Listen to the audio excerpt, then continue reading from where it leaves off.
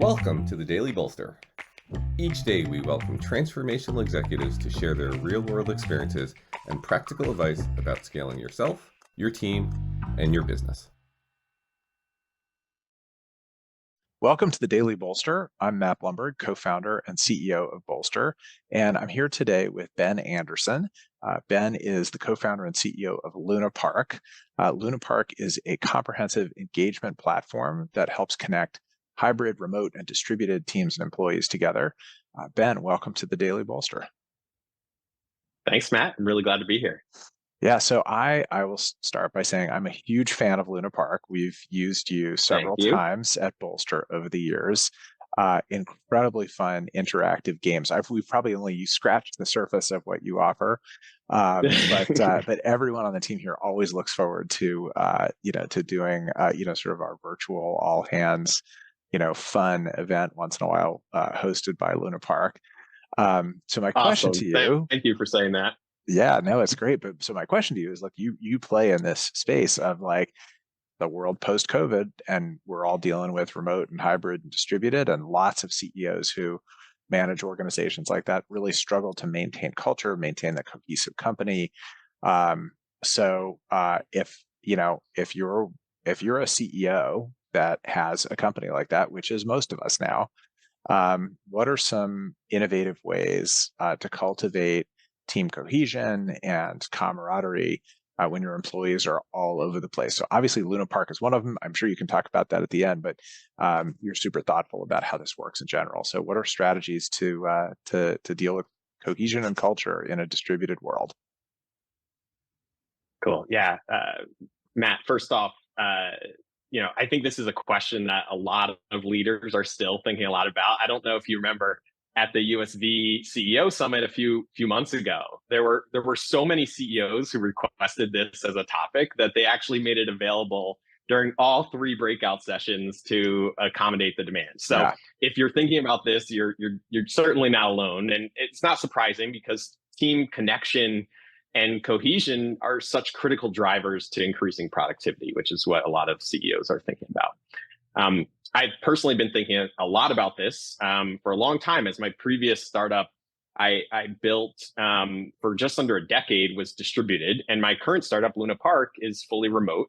But I've also had the great privilege of talking to leaders from thousands of other companies to help them chip away at this exact challenge. It's incredibly difficult to compete against sitting next to each other in the same room 5 days a week. The biggest difference is that team connections just happen pretty naturally without much leadership involvement when you're in the office together. It just kind of happens through osmosis. The harsh reality for these modern teams who are distributed or hybrid or remote is that you have to be highly intentional to make those same connections happen. So if I can maybe get a little tactical here for a minute, Matt, I'll share what I've seen the best in class companies implement to help drive this type of connected culture. Great. First off, it's kind of funny, but getting together in person once, twice, 3 times per year, very expensive, of course, especially if you need to fly people in, but so worth it. Will pay dividends throughout the whole year. Totally agree. I think once a year is the minimum if you're a remote or largely remote workforce. It costs money, but guess what? So does office space, and you don't have any office space. Absolutely. And we just came off our offsite, and we're all fired up, afterwards. And so and that was months ago. So it's huge. I always call that putting gas in the tank for the year. Exactly. The second is to put on quarterly or monthly virtual events, right? These are high impact moments where you encourage your whole team to get together synchronously. And it's really important that leadership actually shows up to these and encourages others too. And it's critical that you choose an activity that's going to feel special to your team and drive meaningful memories and connection.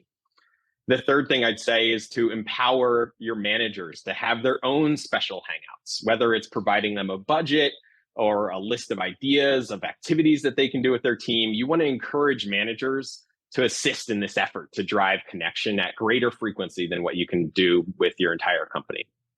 And then the fourth tactic I'd say is start off some sort of random pairing. This is often facilitated on Slack or Teams, where two people from different departments are selected at random to find 30 minutes to hang out with each other.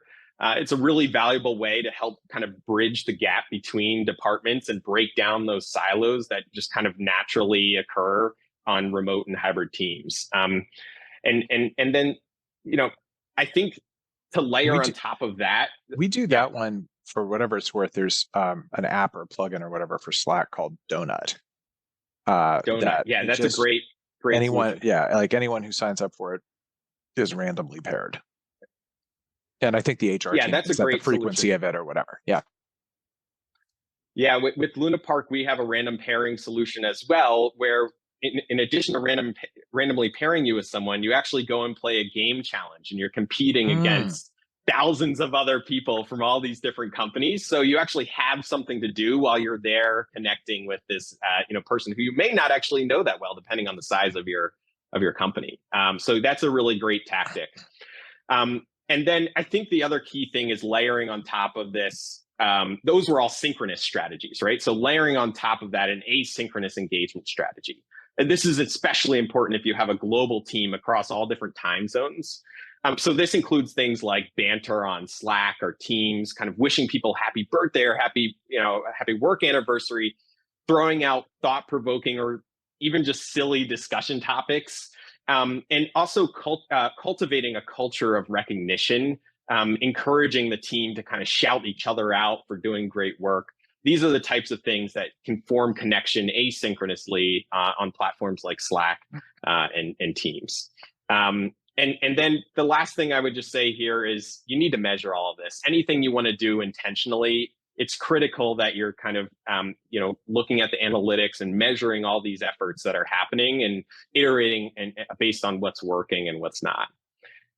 So this is kind of the layer cake, and the best companies that I've seen are layering on many, if not all, of these things together to drive ongoing connection amongst their teams.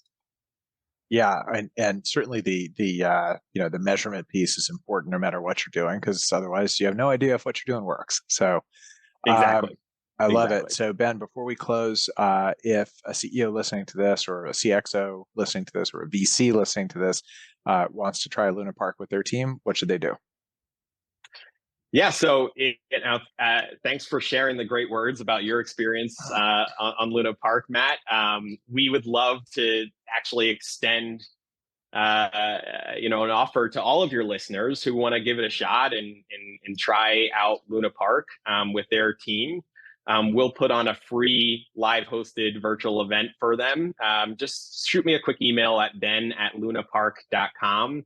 Mention the Bolster podcast, and we'll be sure to hook them up.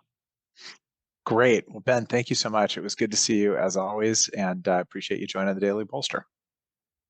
Likewise. Thanks, Matt. This was fun.